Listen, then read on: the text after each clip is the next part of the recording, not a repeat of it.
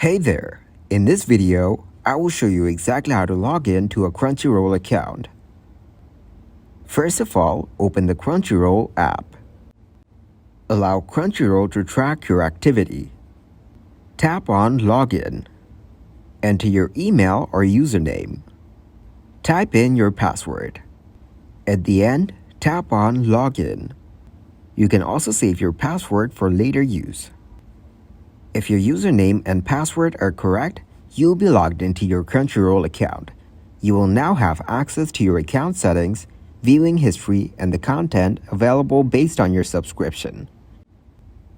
Please note that if you have forgotten your password, most websites including Crunchyroll provide a forgot password or reset password option on the login page.